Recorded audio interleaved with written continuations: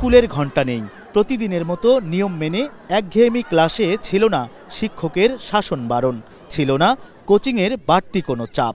সবকিছু ছুটি দিয়ে বগুড়ায় আন্তর্জাতিক মানের শহীদ চান্দু স্টেডিয়ামে ব্যাট বল হাতে আজকের দিনটা ছিল শুধুই শিশুদের।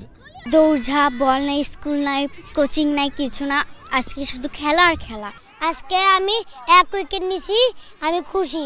অনেক মজা করেছি, এত সুন্দর মাঠে বল করলাম, ব্যাট করলাম। সাকিবুল হাসান অলরাউন্ডারের মতন ক্রিকেটার হতে চাই।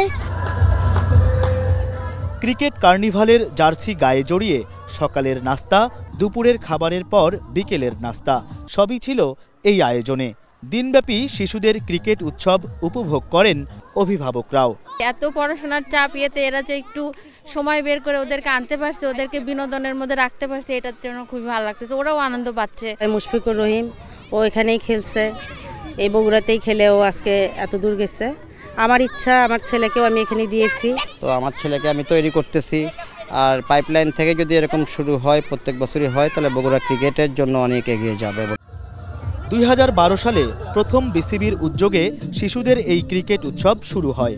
এরপর গত 8 বছর ধরে জেলা ক্রীড়া সংস্থা নিজস্ব আয়োজনে এ ধারাবাহিকতা বজায় রেখেছে। মূলত শিশুদের মননে ক্রিকেটের বীজ বপনে বেশ ভূমিকা রাখে এমন আয়োজন।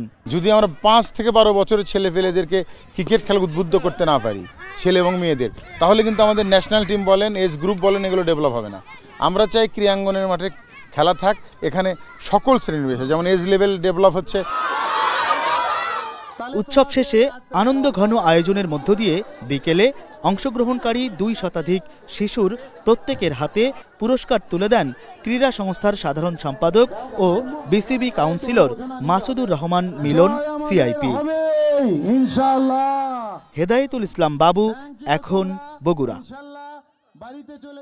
ওয়ালটন ফ্রিজ কিনে অনেকের মতো আপনিও হয়ে যেতে পারেন মিলেনিয়াল। সেরা পণ্যের সেরা অফার।